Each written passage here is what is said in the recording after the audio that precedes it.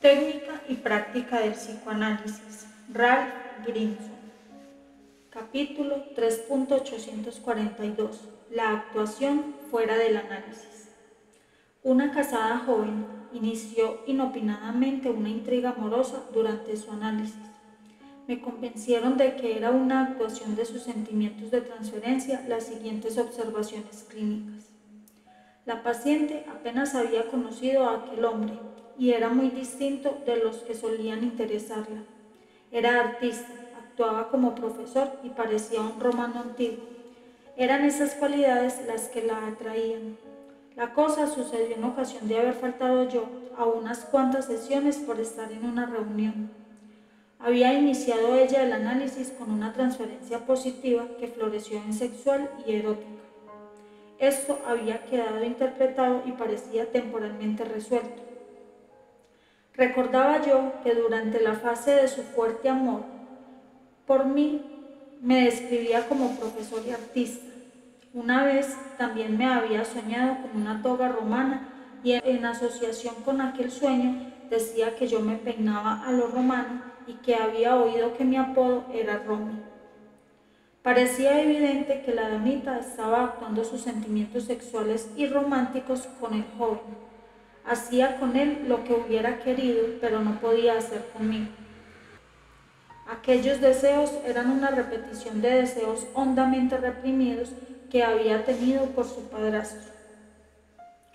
Un paciente en análisis de repente forma una relación muy íntima con el médico general, a quien nunca conociera socialmente.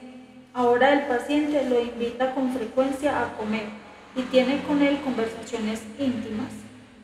Es evidente que está actuando sus deseos de intimar conmigo fuera del análisis.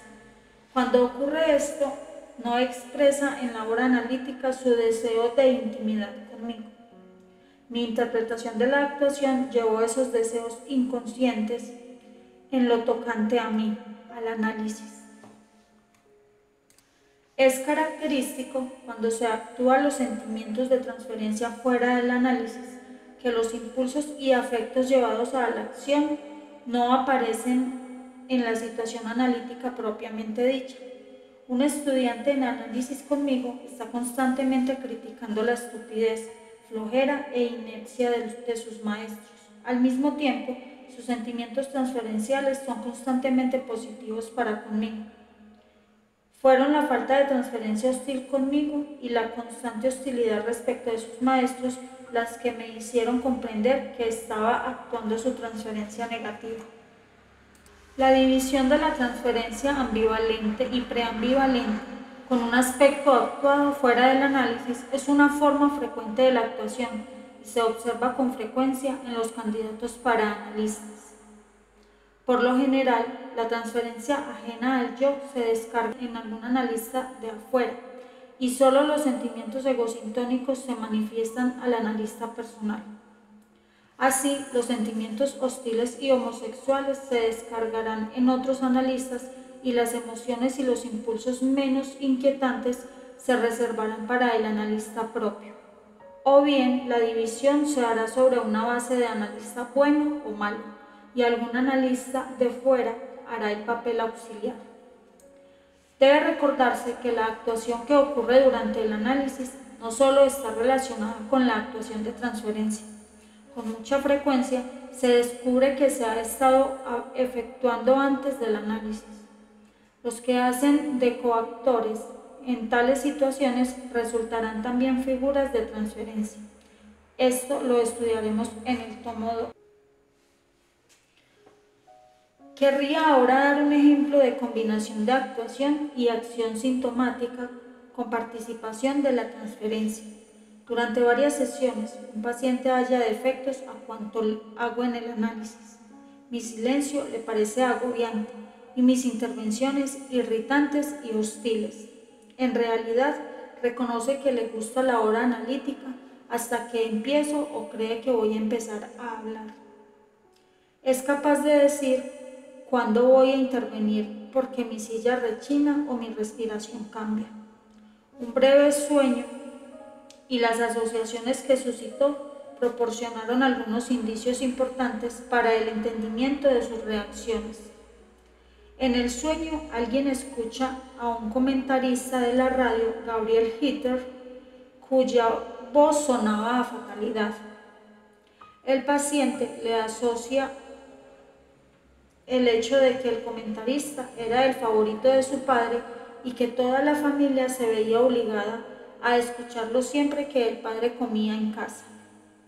Esto le hace recordar cómo la llegada del padre a la casa cambiaba la atmósfera. Era un jarro de agua fría, un aguafiestas para la familia, o al menos para el paciente. Podía éste decir cuándo iba a llegar el padre porque siempre llegaba 20 minutos antes de las 7 y siempre silbaba al acercarse a la casa. Cuando el paciente veía que se acercaban las 7 u oía el silbido, se ponía irritable y hostil. Me sorprendieron los muchos paralelos entre el comportamiento conmigo en la hora analítica y la reacción a la llegada del padre al hogar. Le hice las siguientes formulaciones. Mientras estoy callado en la sección y lo dejo hablar, y cuando estamos en el comienzo de la sesión, le gusta la situación analítica, como le gustaba estar en su casa con su madre amantísima y sus hermanas. Era placentero y tranquilo. Unos 20 minutos antes de terminar la sesión, el paciente empezaba a temer que yo interrumpiera su secreta alegría del hogar. El rechinido de mi silla o el cambio en mi respiración le recordaban el silbar de su padre. Mis interpretaciones eran como la voz de la fatalidad, la llegada del padre al hogar, el fin del gusto que el paciente tenía con su madre y sus hermanas. El paciente confirmó estas formulaciones añadiendo que con toda sinceridad tenía que reconocer que la llegada del padre al hogar solo a él le molestaba, porque la madre y a las hermanas lo esperaban ansiosamente. Este ejemplo ilustra cómo en la hora analítica el paciente reactuaba conmigo un trozo de la historia del pasado con su familia. Al empezar la sesión, hablaba mucho y yo representaba la madre y las hermanas, calladas y admiradoras. Hacia el final de la hora, cuando me tocaba hablar, yo me convertía en el padre dominante y molesto. Como la situación era egodistónica y muy dolorosa para el paciente, laboró con mucha diligencia en el intento de reconstruir y recordar los hechos pasados que ocultaba aquel reactuar neurótico.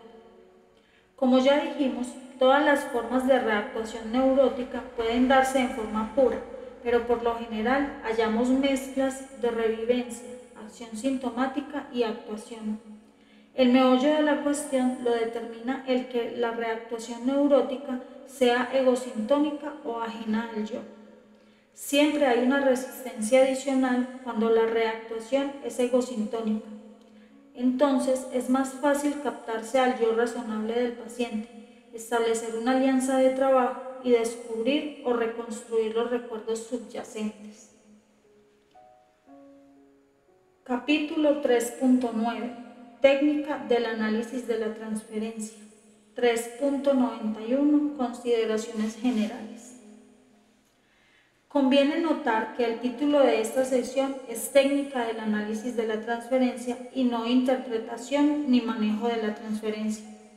La razón de ello es que si bien la interpretación es el instrumento decisivo para tratar los fenómenos de transferencia en el procedimiento psicoanalítico, también son necesarios otros instrumentos técnicos. La interpretación de una reacción de transferencia es el paso técnico último en el tratamiento de los fenómenos de transferencia, pero para interpretar esta eficazmente son necesarios muchos pasos preliminares.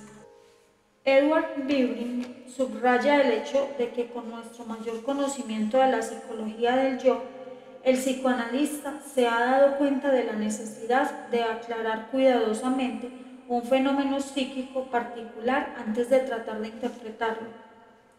Fenichel y Chris han subrayado también la necesidad de demostrar e iluminar claramente el sujeto considerado antes de intentar la interpretación de significado inconsciente. Como dije antes, la demostración, la aclaración, la interpretación y la traslaboración de un hecho psíquico pueden considerarse análisis de un fenómeno dado. La razón de poner a discusión el concepto del manejo de la transferencia es que el psicoanalista tiene que hacer algo más que analizar para tratarla debidamente. Esta aseveración no debe oscurecer el hecho de que lo esencial y característico del psicoanálisis es el análisis de la transferencia.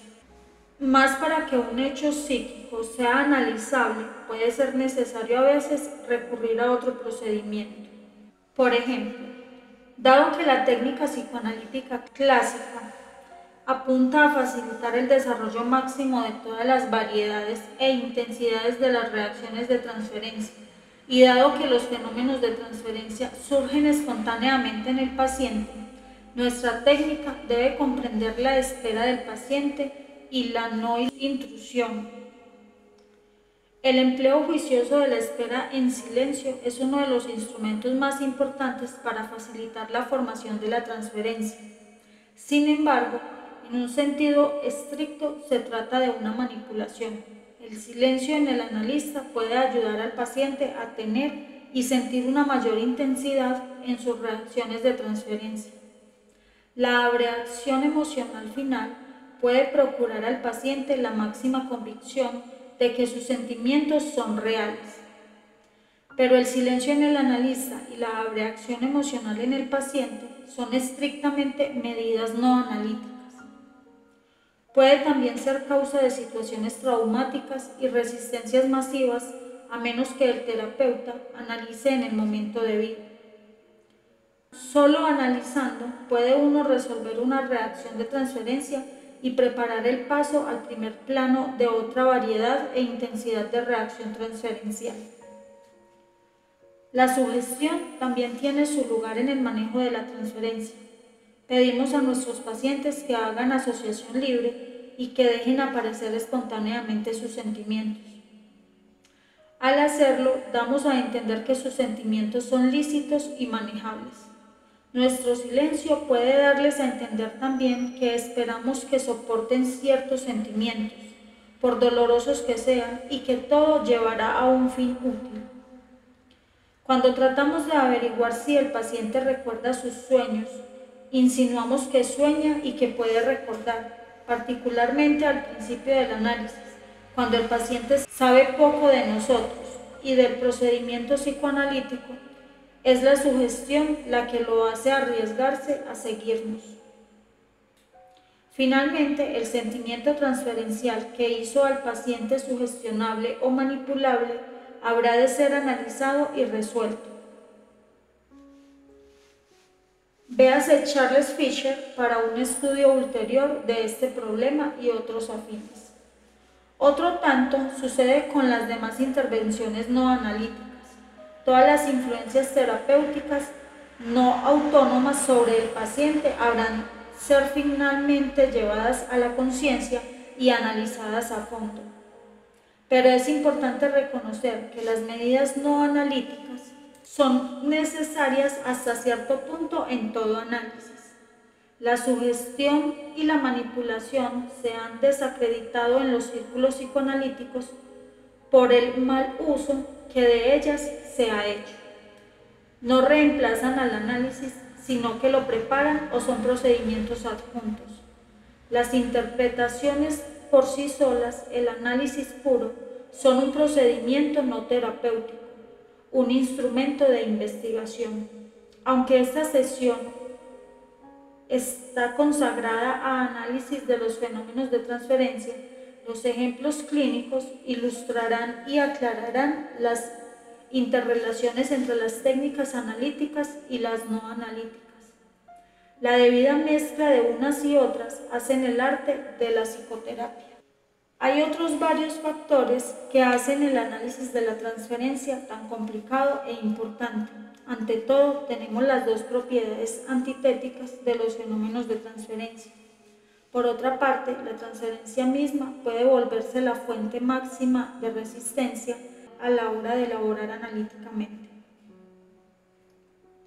Luego, también las mismas defensas patológicas son transferidas y tenemos combinaciones de producciones de transferencia y resistencias de transferencia simultáneamente. Una de las cuestiones técnicas constantemente presentes es la de determinar cuándo favorece la transferencia en curso, la marcha de tratamiento y cuándo la contraria. Cada una de estas situaciones requieren intervenciones diferentes. Tengo la experiencia clínica y creo que también la tienen otros analistas, de que la causa más frecuente de que un paciente interrumpa prematuramente su terapia psicoanalítica es el manejo indebido de la situación de transferencia. Hay además otro problema, que para producir material, el paciente tiene que tener una neurosis de transferencia.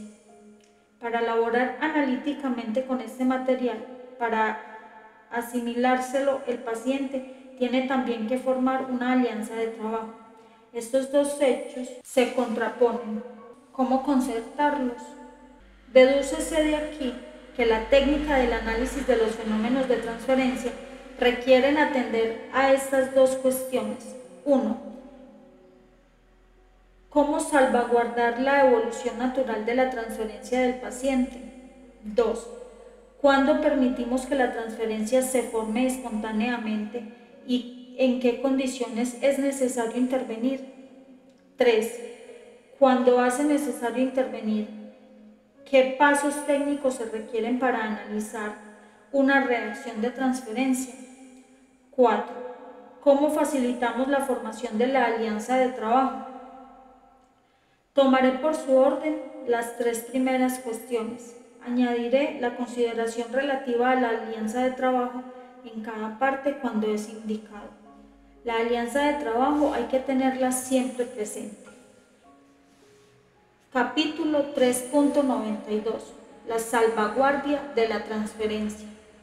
El concepto de salvaguardia de la transferencia se refiere al principio de proteger la relación del paciente con su analista, de modo que se puede formar la mayor variedad e intensidad de reacciones de transferencia de acuerdo con su propia y única historia individual y sus propias necesidades. En todos los trabajos de Freud sobre técnica podemos hallar varias referencias y recomendaciones para el modo de hacerlo. Green-Nacre aclaró y amplió muchos de esos puntos en un importante trabajo presentado en 1954. Sus ensayos tuvieron particular significado en su tiempo porque habían considerables diferencias de opinión entre los principales psicoanalistas norteamericanos acerca de la necesidad de observar procedimientos clásicos en la técnica psicoanalítica. Capítulo 3.921. El psicoanalista como espejo. Freud hizo la recomendación de que el psicoanalista fuera como un espejo para su paciente. Esto se ha entendido mal y se ha interpretado que el psicoanalista debe ser frío y no reaccionar con su paciente. Yo creo que Freud quiso decir algo muy diferente. Su referencia al espejo implicaba que el comportamiento y la actitud del analista en los conflictos neuróticos del paciente deben ser opacos, o sea, reflejar para el paciente solo lo que éste haya manifestado. Los valores y preferencias personales del analista no deben entrar en el análisis de esos conflictos. La constante neutralidad del analista en tales situaciones en las que hace posible mostrar cuán desfiguradas y poco realistas son las reacciones del paciente.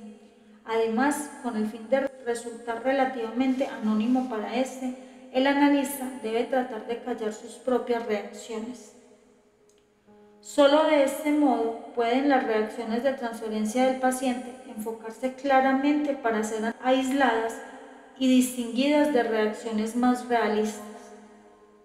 Y sobre todo, con el fin de analizar los fenómenos de transferencia, es importante mantener el campo de la reacción recíproca de paciente y analista relativamente libre de contaminación y artificio. Cualquier modo de comportamiento o actitud por parte del analista que no sea de constante y sensible discreción oscurece y deforma el desarrollo y reconocimiento de los fenómenos de transferencia. Veamos algunos ejemplos de contaminación. Hace unos años, un paciente mío que tenía úlcera gástrica y depresión pasó un largo periodo de labor improductiva en el análisis, al mismo tiempo que sus síntomas se recrudecían. Ambos reconocimos que estaba operando una resistencia, pero no logramos hacer ningún progreso digno de ese nombre en el sentido de impedir el empeoramiento de los síntomas o la persistencia de la fuerte resistencia. Pasado un periodo de unos cuantos meses, empecé lentamente a comprender que el paciente había cambiado en algunas de sus actitudes para conmigo. Anteriormente tenía tendencia a bromear o a tirarme ironías inocuas. Ahora era más dócil, pero triste y huraño. Anteriormente sus malicias eran evidentes y esporádicas. Ahora era superficialmente cooperante, pero disimuladamente reacio. Un día me dijo que había soñado con un asno y después cayó en un silencio sombrío. Al cabo de un silencio de mi parte, le pregunté qué pasaba. Respondió con un suspiro que había estado pensando que tal vez los dos fuéramos un asno. Tras de una pausa añadió: yo no me muevo y usted no se mueve. Usted no cambiará y yo tampoco. Silencio. He querido cambiar, pero me da asco. Quedé perplejo, porque no tenía idea de a qué se refería. Entonces le pregunté que cómo había querido cambiar. El paciente respondió que había tratado de acomodar sus creencias políticas a las mías. Durante toda la vida había sido republicano y yo lo sabía. Y en los meses últimos había tratado de adoptar un punto de vista más liberal porque así era mi tendencia. Le pregunté que cómo sabía que yo era liberal y enemigo de los republicanos. Entonces me dijo que siempre que él decía algo favorable de un político republicano, yo le pedía asociaciones. Por otra parte, siempre que decía algo hostil de un republicano, yo callaba, como asintiendo. Si decía algo bueno de Roosevelt y yo no replicaba palabra. Siempre que atacaba a Roosevelt, yo le preguntaba a quién le recordaba a este, como si no fuera necesario probar que odiar a Roosevelt era infantil. Quedé completamente apabullado porque no me había dado cuenta en lo absoluto de aquello, pero en el momento en el que el paciente lo señaló, tuve que convenir en que así había sido, aunque inconscientemente por mi parte. Pasamos entonces a laborar con él porque sentía él la necesidad de comulgar con mis ideas políticas. Y resultó que ese era su modo de caerme bien, pero no había podido soportarlo y además había reducido su estima de sí mismo y le había producido los síntomas de úlcera y la depresión. El sueño del burro expresaba en forma muy condensada su hostilidad al Partido Demócrata, que tenía un asno por símbolo, y su resentimiento por mi persistente falta de penetración en relación con su procedimiento, porque el burro es la imagen de la estupidez y la testarudez, y también era su imagen de sí mismo.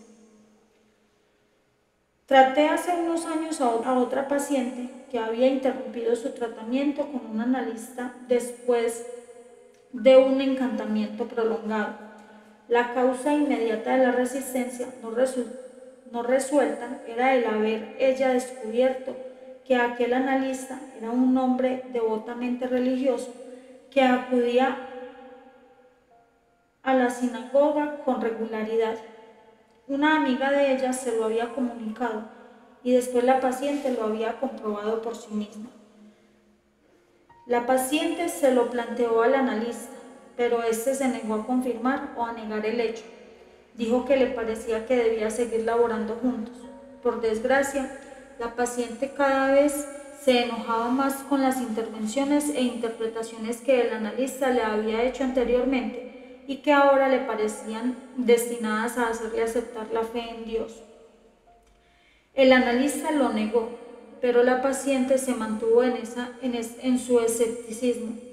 Finalmente, decidió que le era imposible seguir laborando efectivamente con él. Esta misma paciente me preguntó si yo era religioso y le dije que no respondería a su pregunta porque me parecía que cualquier respuesta contaminaría nuestra relación. Ella aceptó este modo de ver. Más adelante en su análisis se vio claramente que ella no podía respetar y menos dejarse analizar por alguien devotamente religioso. Además, las evasivas del analista anterior, después de haber ella descubierto los hechos, se lo había hecho poco merecedor de confianza.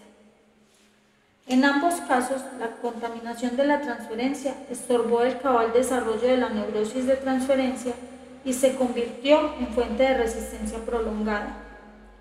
En ambos casos, el rasgo que tuvo revelación al paciente era en extremo doloroso y productor de angustia. Creo que tiene importancia decisiva el modo de tratar estas situaciones. Se suscitan las más graves consecuencias cuando el analista no reconoce esa contaminación. Es igualmente desastroso que el analista se niegue a reconocer la realidad de algo que ya ha trascendido. Solo la sinceridad por parte del analista y el análisis cabal de las reacciones del paciente pueden reparar tales quebrantamientos del incógnito del analista. No cabe duda de que cuanto menos sepa verdaderamente el paciente del psicoanalista, más fácilmente podrá llenar los espacios vacíos con sus fantasías. Además, cuanto menos sepa el paciente del analista, más fácilmente puede convencerlo de que sus reacciones son desplazamientos y proyecciones. Pero debe tenerse presente que en el mejor de los casos, el incógnito del analista es solo una cosa relativa, ya que todo cuanto se hace en la consulta y en la rutina analítica revela algo del analista. Incluso el empeño del analista en quedar en el anonimato es revelador. Además, el comportamiento frío, seco o en extremo pasivo estorba la formación de la alianza de trabajo. El paciente no podría dejar que emerge sus fantaseos más íntimos en relación con un analista que solo deja ver un desapego emocional fijo o una adhesión ritualista a las reglas y las ordenanzas. Verdad es que el conocer al analista puede hacer las fantasías transferenciales de aparición más difícil, pero el aislamiento estricto y la pasividad excesiva hacen casi imposible la formación de la alianza de trabajo. Producen una neurosis de transferencia tal vez intensa, pero estrecha e intratable. Green-Nacke llega hasta insinuar que el analista debe estar oculto al público y no tener ninguna asociación con causas sociales, políticas o científicas. Pero después de haber vivido en una comunidad durante cierto tiempo, no siempre fue posible ser desconocido o identificable.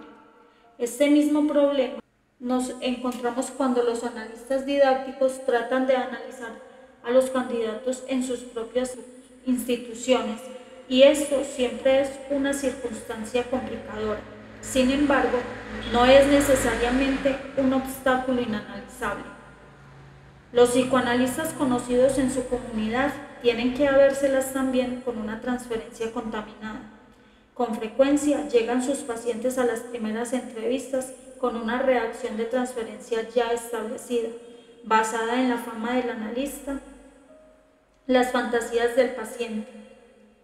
Los analistas que se convierten en tema de discusión pública no solo contrarian la imagen del analista espejo, sino que presentan diversas satisfacciones de transferencia al paciente. Sin embargo, no es posible el análisis en esas circunstancias, si el analista atiende este problema. El material de transferencia contaminado ha de llevar al análisis desde el principio y de modo constante, y la reacción del paciente a esa información debe ser cabalmente analizada. El problema en el análisis didáctico es más serio porque el analista tiene un poder real sobre la carrera profesional del candidato. De todos modos, debe señalarse también que muchos pacientes son en extremo intuitivos y recogen bastante conocimiento acerca de su analista, precisamente de la labor analítica cotidiana. Algunos pacientes lo hacen antes y otros después, pero al final todos los pacientes llegan a saber bastante de cómo es su analista en la realidad. Mas cualquiera que sea su origen, todo conocimiento acerca del analista ha de hacerse materia de análisis cuando se convierte en vehículo de fantasías inconscientes. Pero de todos modos, la regla del espejo presenta peligros por la fundación de la alianza de trabajo si se lleva al extremo. El mismo Freud dijo que el objetivo primero del tratamiento es establecer una relación de simpatía con el paciente, y esto solo se puede lograr adoptando una actitud de cariñoso interés. Para un próximo audio tendremos el capítulo 3.922, la regla de abstinencia.